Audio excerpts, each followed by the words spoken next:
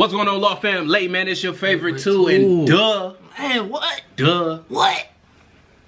It's the real Law Twins. It's the real Law. You dig. It's the real Law Twins, you dig, man. You know that, man. We back with, come on, Shay, man, and Katt, man. I know that y'all seen our first video that we did on this. We just want to finish this out. We want to give y'all that extensive content, so. I mean, and a lot of y'all asked for it too. Yeah, we've been seeing y'all asking for this content, so we gonna give y'all those. We gonna give y'all that whole thing. So this is part 2 of the full interview, man. We just gonna get right into it. Hopefully we get more out of this. You know what I'm saying? Because a lot of the news been disses, and they're not disses. They're his truths. It's his truth. Them his truths. My I ain't bad. gonna put this on there. Let me. Them his truths. Cause he can be like the Law Twins is a fat phase on lie. We don't lie, man. We just hear this. We just hear and we give our opinion. But hey, look, this about to be a long video. Let's get it, man. Y'all sit back, relax, hit the like button, man. Make sure you're sharing it, and let's get into it.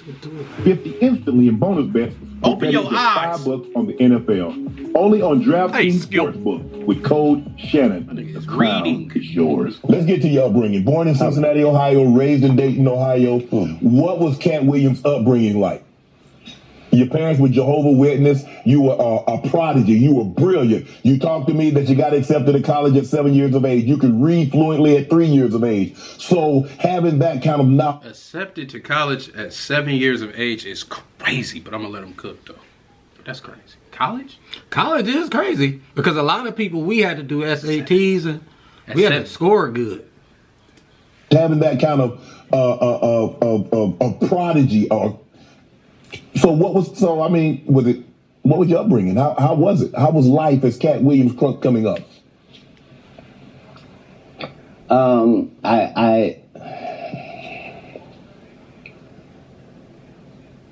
I was often confused because I knew things and I wasn't sure how I knew them.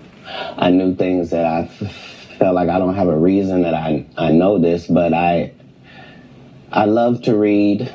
I was voracious because they told me when I was young that knowledge was powerful.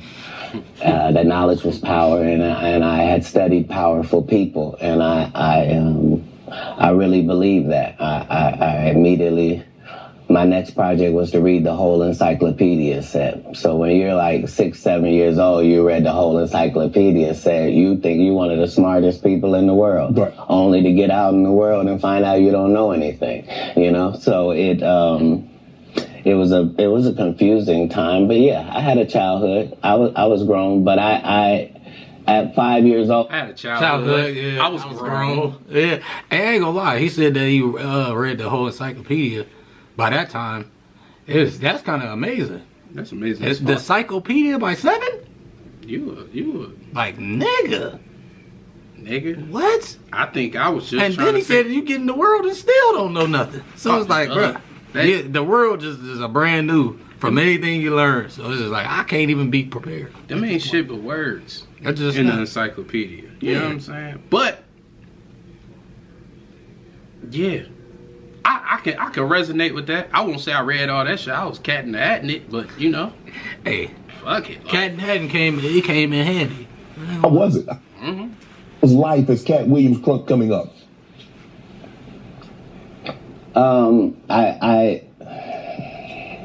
Damn, I went back far. Come on, man. That I felt like I don't have a reason that I know this, but I love to read.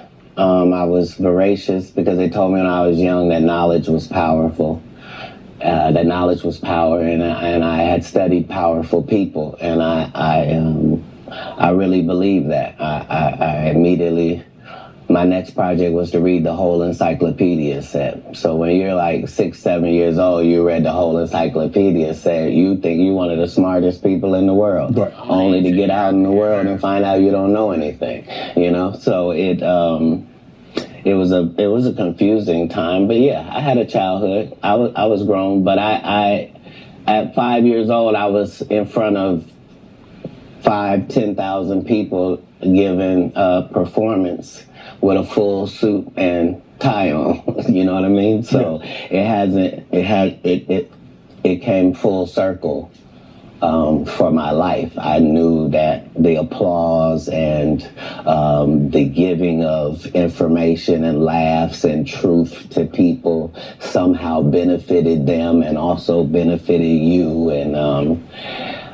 yeah, so when they would ask me what I wanted to be, everything that I would say that I wanted to be was something that didn't exist. And they would never give me credit for it because I needed to say a doctor or a lawyer, but that's not what I wanted to be. So That's crazy. As long as you don't say you want to be a marshmallow, bruh, I think you good.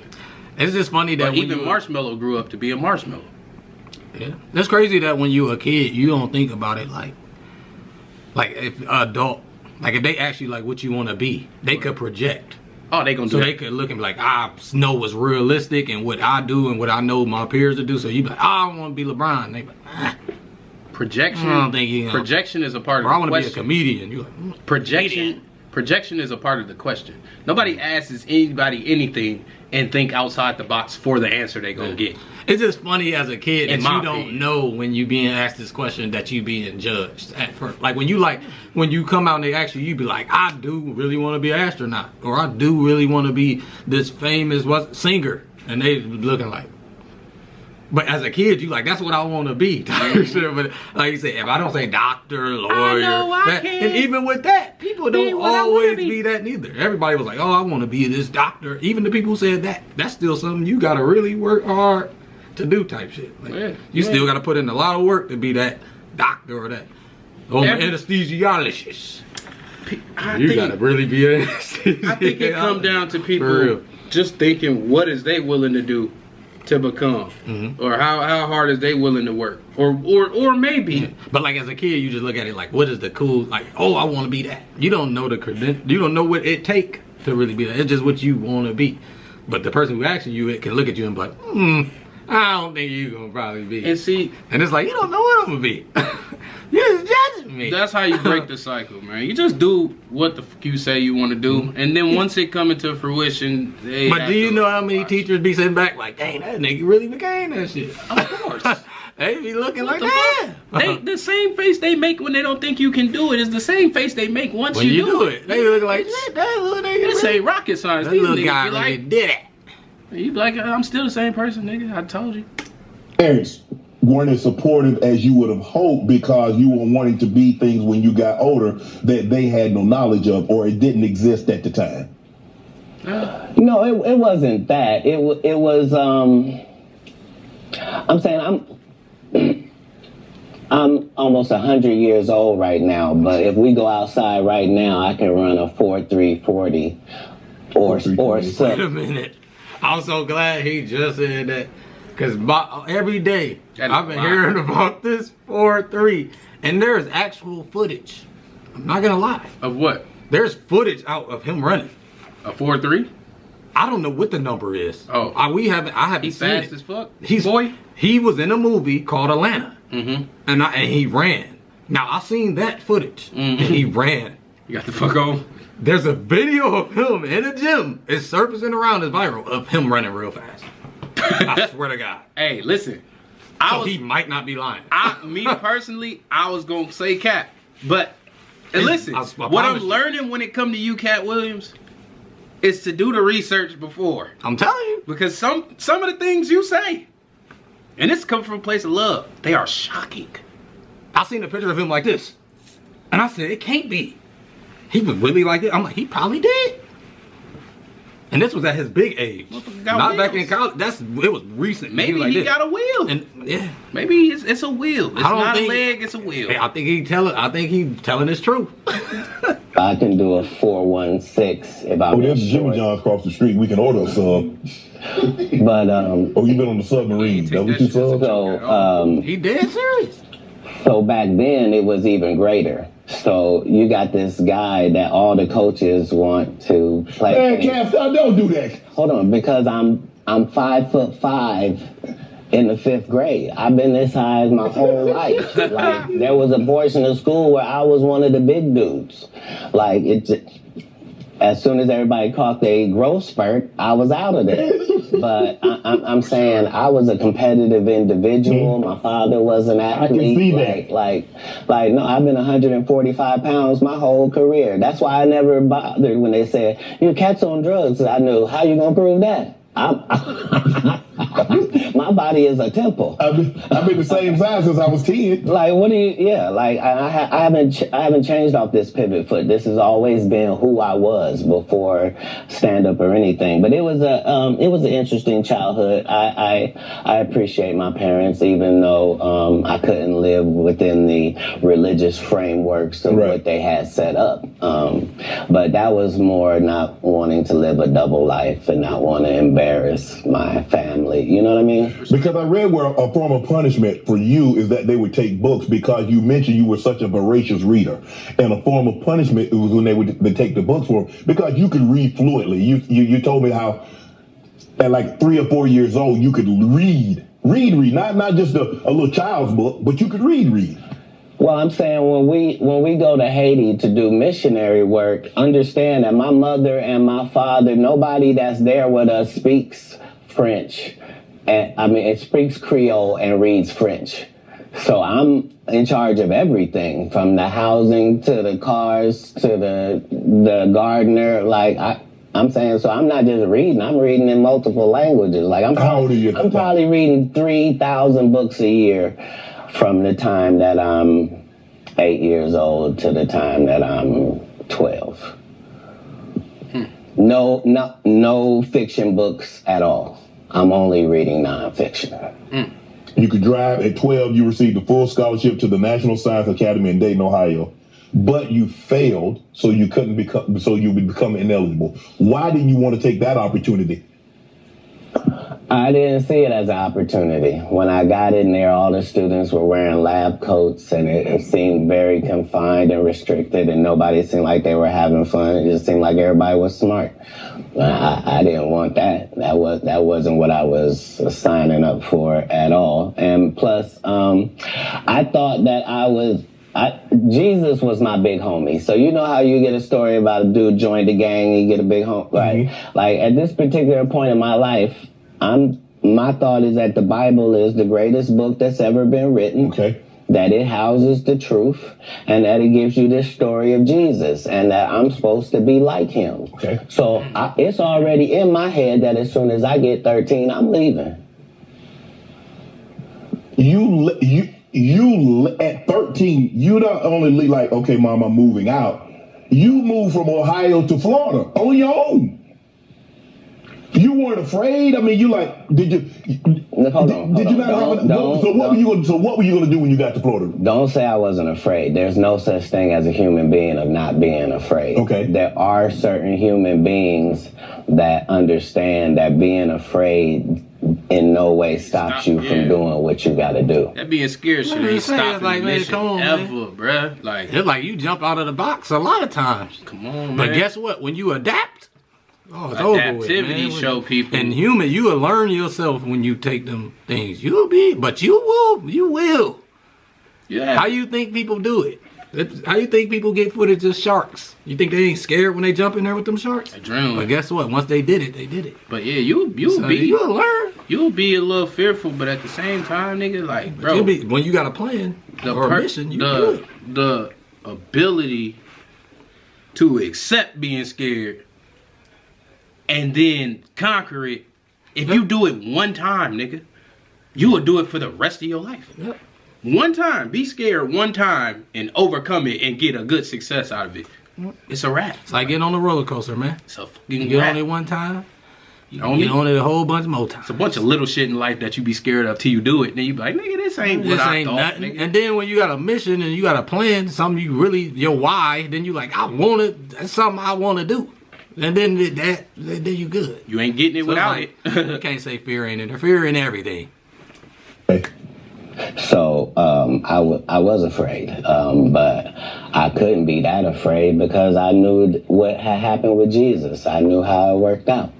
I knew that I wasn't in the wrong with how I was feeling, and I knew that I didn't have any bad intentions in it. Right. So I trusted God that it would work out. Why Florida? Because if you're raised in Ohio, the one thing on your list is, I'm going to get away from snow. And I'm going to get as far... If you raised in the Midwest, let me correct you, Katt Williams. You think Atlanta, Florida is the promised land. If I can get to Atlanta or Florida, and I'm in the Midwest... The girls think Texas. Well, now, that's new. Back in the day, Midwest, you like, if I can get to Florida Shout out to y'all little or Atlanta, Texas. I'm good. I know. Ohio right there. You in that Midwest area, you like, I gotta get away from this snow, so I gotta get to Florida, or I gotta get to Atlanta. Mm-hmm. That's your company. That's making it. When you from the Midwest. You fly south. You just go south. You fly south, man. So it's like, if I can get away from snowflakes, you can't tell me nothing.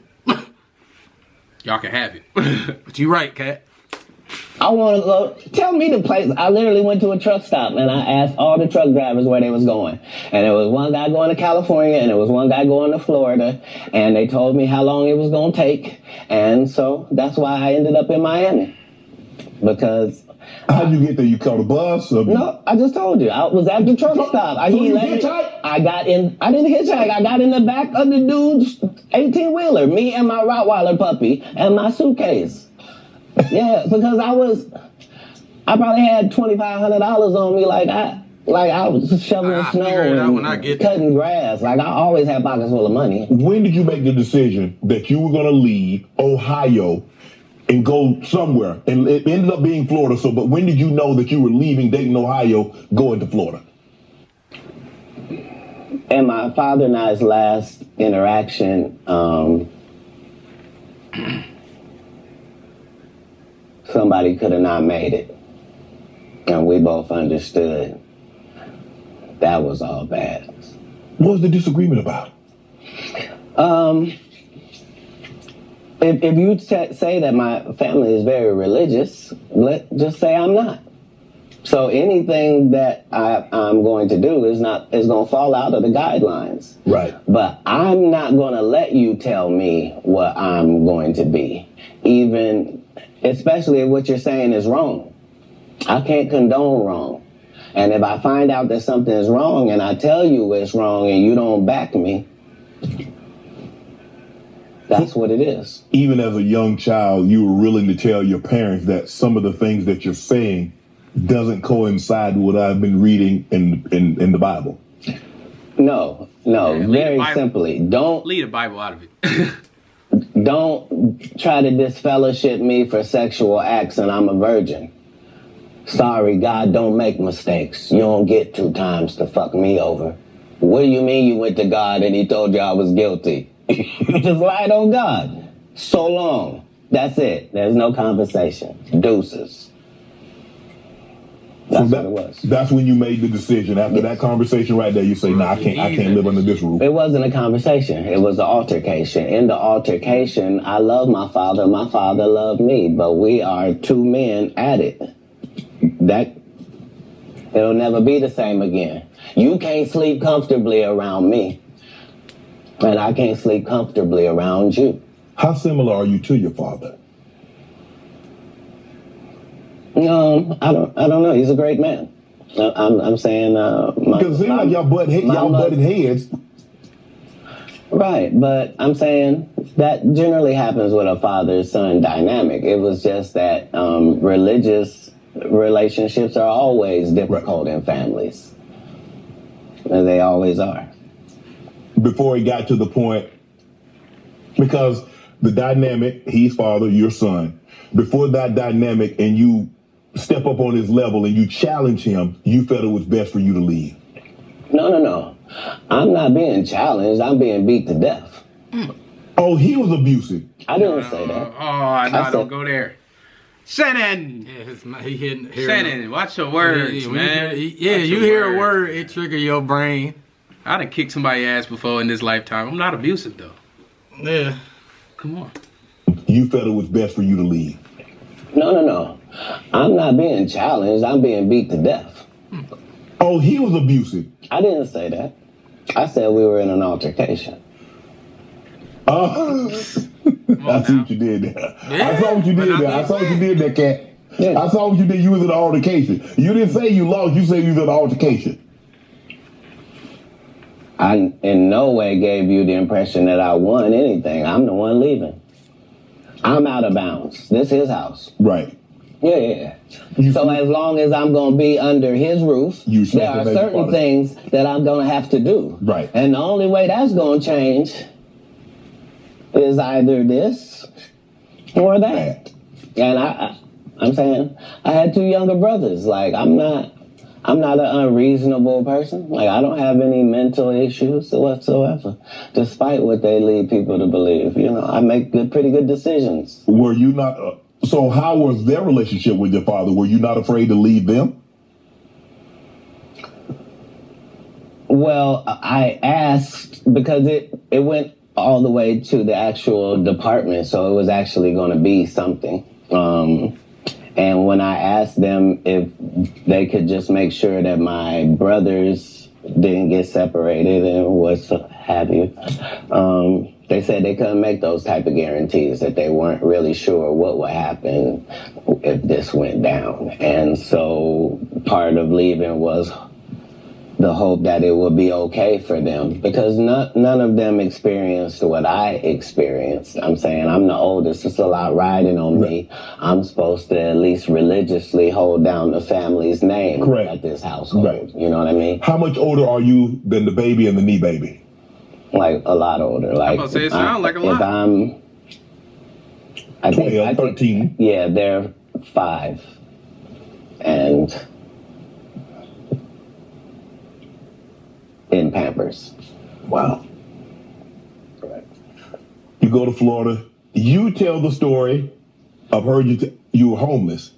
And somebody else told the story, said they were homeless, and you said they hijacked your story. Now I don't. At 13, I shouldn't have to tell you I'm homeless. I'm in Miami, Florida. I have no family members in Florida. I couldn't buy a house if I wanted to. I couldn't get an apartment if I wanted to. I don't have a credit history. Like, this is not a stretch for me to say that I'm homeless. I'm living in a park in Coconut Grove. The park still exists to this day. For 8 hours a day, I would get up and go to the library and study for 8 hours a day to increase my education. And then I would leave out of there and go to the marina and steal car radios and make $2,000 almost daily.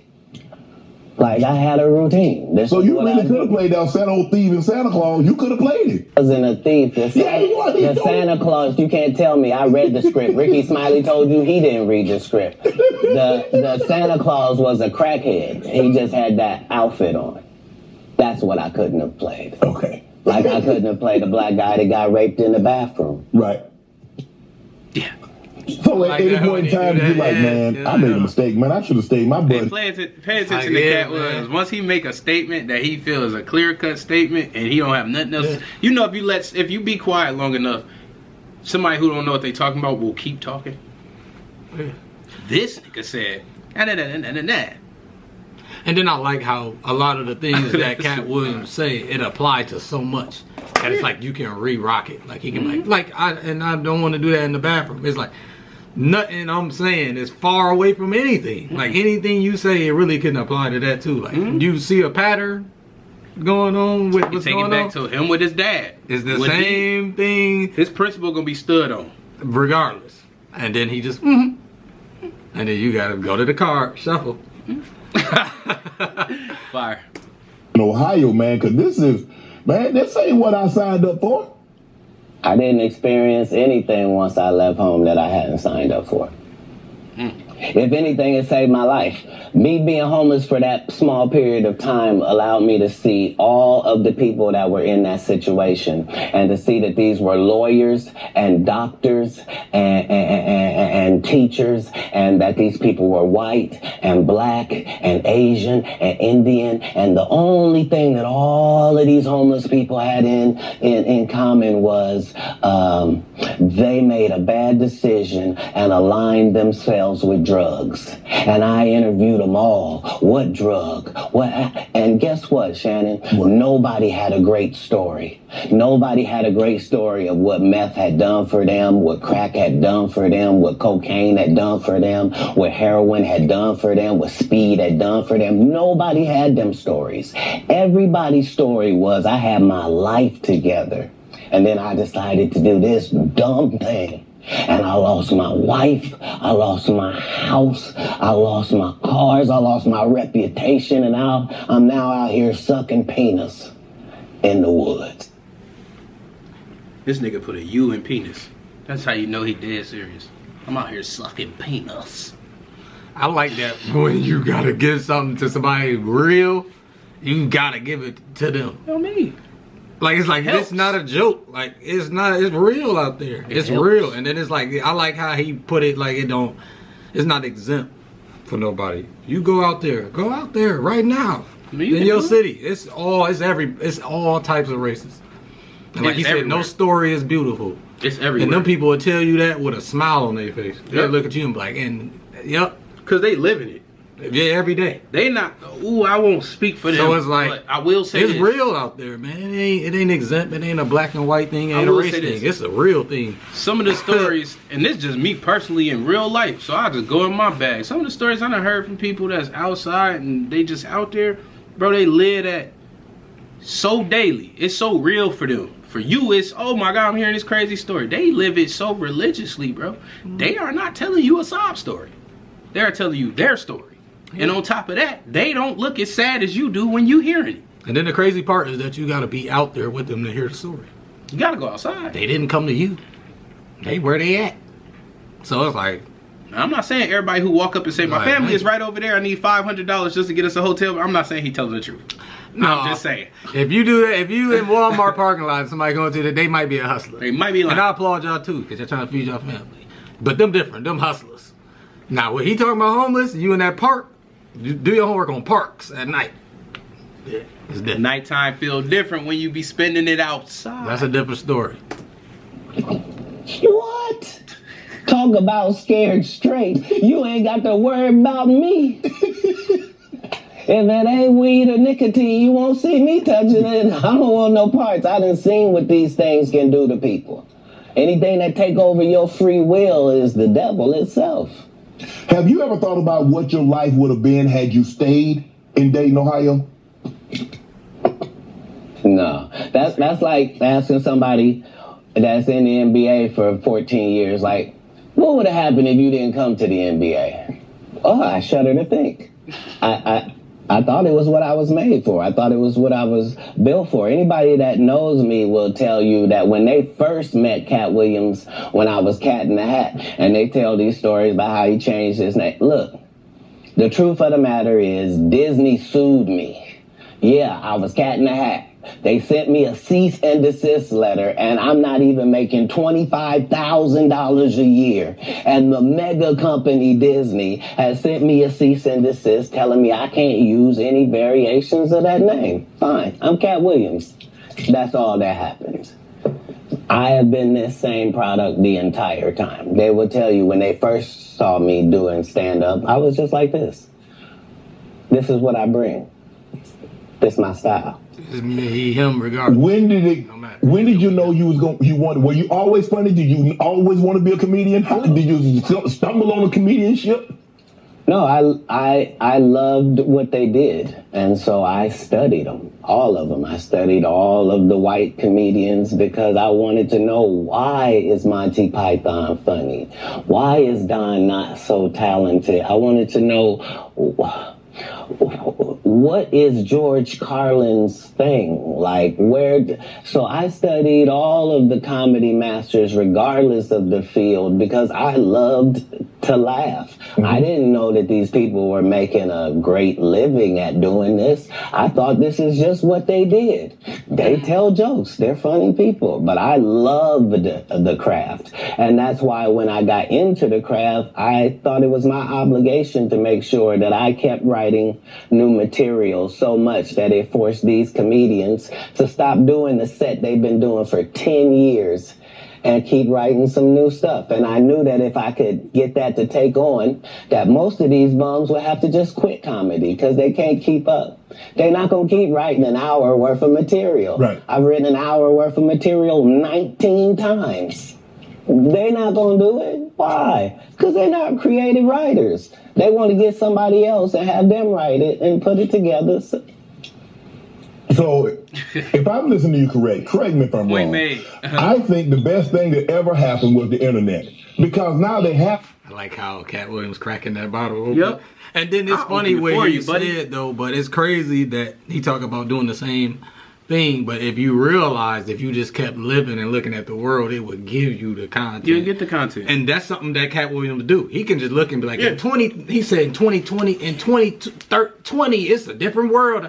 All he do is pay attention, and then he already in his body, he already liked it to write. He already was doing. I'm about to say it's like Kobe playing basketball. He was like, "Damn, that's his strong I can suit. outwork you because I already just like to work." His strong suit is so I can outdo you. I can outdo it. Is he not relying on a joke? Yeah, at all. He more so gonna stick to the truth. He gonna stick to the exposition. And he enjoyed like he said, the craft. So he really enjoyed the craft. Why is this person funny? So it's more technique. And then when you use the current and you a good writer and you enjoy it, then that's where you don't have to have that joke from way back then. You can have a joke right now. Like I said, and we said in the last thing, Katt Williams, he on the tour right now. If you want to, catch a show or something like that. We gonna catch one for sure. Be outside. But yeah, man, it's tough. Because normally, like you said, you could do a set and you do that set in Kansas City. People ain't heard it in San Francisco. People ain't heard it in... That's so respectful. If you gonna pour your cup up, nigga, at least pause, top mine off. I mean, they ain't heard in Detroit, Chicago, Atlanta, so forth and so on. Now you do a set, it's on the internet. Somebody heard it. So you can't do a set and make it last 3 months, 4 months. Well, it doesn't allow the regular comic the ability to grow is the real problem. Like, the part of comedy is me taking these jokes in January, and by March, I've begun to craft this joke. Okay. It's not as simple as it was. When I wrote it, it was just da-da-da-da-da. But now it has the complexities of the fact that I'm having to deliver this to an East Coast audience, a down South audience, a Midwest audience, a Utah audience, a Colorado audience. And so it begins to take on a different complexion because you're having to deliver it to different people. Okay. And so this is what sharpens your joke. You then take those sharpened jokes and make a special, not you just randomly take some. Mm-hmm. So it's a process. You don't allow them to process if the first time the guy did the joke, now that's his joke and the joke is everywhere. That just sets it up for people to steal. So how many times must you tell a joke before you master it? How many times have you had to sleep with a woman before you're done with her? Whoa. That's not fair. If it's great, never. if it ceases to have usefulness, so it has been spoken. Man, that's crazy. Right. I read that you was raised. When Katt go question for question with you, it just be like next subject. Real talk. Like you ask you something and then it's like, how long does it take you to be done with Cinnamon Toast Crunch? How long does it take Cinnamon Toast Crunch to cut the roof of your mouth? It's like, come Y'all on, done, man. right? You're done. But like, I like that about this situation. That's fire. Is that you can ask the question and then we can get it out of this dialogue. Continue. Analogies. With your card. And they so beautifully made. I want you to ask me the question so I can respond. That's a thick ass stack of cards. What did he say? In Florida, you had some help, some ladies of the night. No. That's not true. No, that whole story doesn't take place in Florida. That story takes place in Oklahoma City. Okay. So after I'm in Florida, I then join, I try to join the Marine Corps, and it won't accept me because I'm too young, and I've lied and told them I'm 16 and my family's moving down and I don't have my ID, but it's coming. And so they let me go to the boot camp, That's not going to work now. Okay, so I've learned that lesson. So then I get this job selling stuff door to door. Across the country. And so I've been to all 50 states. Again, I'm 14 years old. So I did that.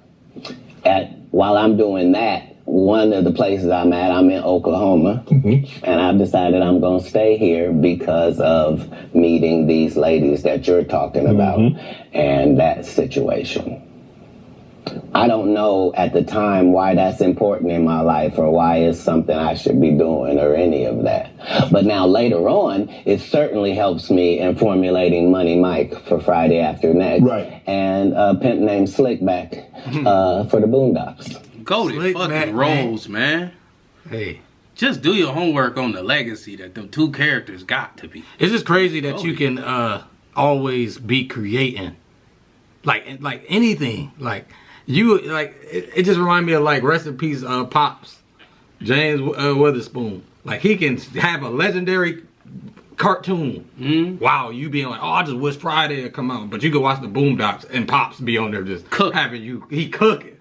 He in his bag. He on season 7, nigga. You playing. Rest in peace Charlie Murphy, the same cooking. Oh, yeah, cooking. Characters just cooking. But it's like he don't stop, and that's what go into everything. He like to create. He like to write. He like to. So it's always going. Katt gonna be somewhere. Man, a pimp. He gonna have something cooking. A pimp named Slipback was a different. He just creating, He's a different motherfucking beast, boy. It's a fact. Oklahoma, so San Francisco, Oklahoma, Sacramento. From Florida, you moved to the West Coast. So you traveling. When did you set up shop on the West Coast? How old were you then? So I guess I'm 18 or younger, and once I have a child, I realize that I can't. It's a lot of things that I could use to make money that now is a no-go. So anything with street aspirations that I might have thought about pursuing or been good at, I now am a single parent and I gotta redo this thing. So I need comedy to really work out for me. Right. And me and God go into extreme conversation where I'm explaining to him that I'm a crash out dummy if he don't send me a lifeline. Like I need something I can hold on to. Thanks. Before I had left Florida, I did stand up one time because we was trying to get in the club. I didn't have ID. So I said I was a comedian. They ended up having me do 5 minutes. But I kept that in my head that I had done that. When we get to Oklahoma, they're having a competition for stand-up. And if you win, you get to go out on the road with Jeff Foxworthy and Dan Whitney, who is Larry the Cable Guy, and Richard Jenny, and these great comics. You get to open for them. And once I did that, I realized, okay, as a comedian, I'm like way behind schedule. I done started this too late. All the funny guys are already funny and known names. Like, how am I going to progress? So I realized that I do better with a white audience than I do with a black audience. And I'm not sure why that's occurring, but the white audience likes me more. That's interesting. So when I moved to Sacramento, it's because Sacramento has a white and a black audience almost 50-50. That's almost the makeup of Sacramento. So I lived in Sacramento for 2 years until I get to the point where I am equally as funny if the room is black as I am if the room is white. That's not enough.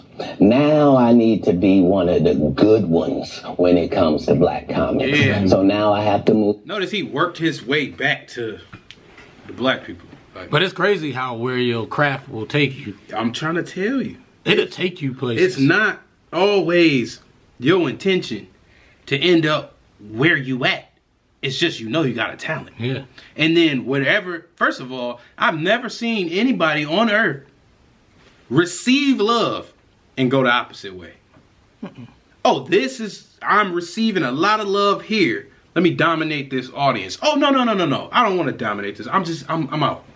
But it's like, imagine you having a craft and then you seeing it. You got to keep it at the craft first. You look at it and you be like, damn, I don't really care about it. And I'm seeing it work and somewhat. Yeah. You don't got to be all the way where you want it, but it can be working. And then it's like, you see where it's working. It's and you're like, let me go to where that's at. Build that shit up. And then there's the more craft in you to be great, make you go to where you're uncomfortable or where it can be better. And you like he said, no, I gotta be one of the good ones. Yeah, so it's like I dominated this. Let me try this. I did it. I got it where I was at, and I took the bit I could get. And now I'm like, oh no, it's time. Keep on walking on this shit. Yeah, now I gotta be one of the greatest. Yeah, he ain't rushing it. He respecting the craft. There's no need to rush because it's gonna come. And it's like, if you this rush, is the stuff you don't get. If you rush, it's because I believe people who rush feel like they're not talented. Yeah. They scared to rethink, rework. And then I just feel like grow. some people are. It's like and it ain't even that all the time. I feel like some people just scared to feel real. It's like what he was saying about being homeless. Some people scared of that feeling. Yeah. They scared of the fear. They don't want to feel that. Yeah. They don't want to feel how it feels to jump on the back of a trailer truck. Because that's scary. You don't know where your life going. You just like, I got this $2,500, my dog. I don't know if I got food for my dog. That is not easy. Everybody don't do that. No, I know. But everybody ain't Katt Williams. But if you sitting, but that's why it got 33 million. People come out, if you heard everybody's story, it will blow your mind. Mm-hmm. You'll be looking like, wow, you really went through that? My advice is, if you gonna take these risks, make it count. You know? And that's why we have that's why we on Uncle Shay. If you're gonna go through certain shit, make it count. Because you would don't have this miraculous story that the world never hear because you just, I'm done. Like, I'll do that. Yeah, man. This is awesome. Oakland, and that's what lands me in Oakland for 3 years. Once I have dominated male black comedy in Oakland to my liking, now I'm prepared to go to Los Angeles now. Now I know you can't throw me any curveballs. If it's a white audience, if it's a black audience, no matter what they are, I'm prepared to deal with all of the audiences. Do you write jokes according to the audience that you're going to be in front of, or is your joke universal?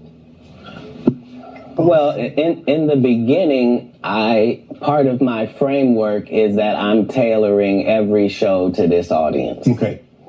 And that's how I was able to show my range and show that I was better than my competitors, is that I'm Katt Williams, but I was still doing clean comedy. So I was still going to churches and doing 45 minutes of stand-up at the church with no curse words, no sex, drug material, no none of that, just straight stand-up. And then I was doing everything else. And at the regular club. Yeah, that was the range, is that when in Rome, do as the Romans do. So that's how I started. But as you begin to get better, you begin to be able to speak to your entire fan base. And that's really what's been helpful, is that I've been having the same conversation with my fan base for 12 comedy specials.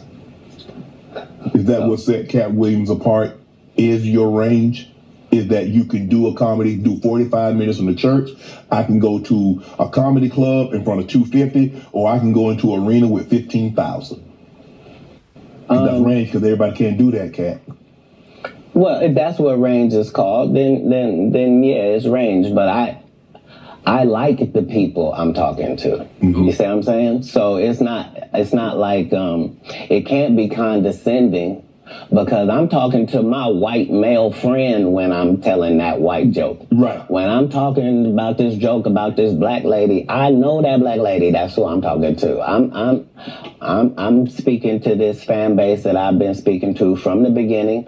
I already told them what I was on when I first came in. I told them they was gonna come after me. They was gonna cancel me. They was gonna say terrible things about me and try to mess my life up. I said that coming in to stand up. I'm saying it in my So you knew it was going to be?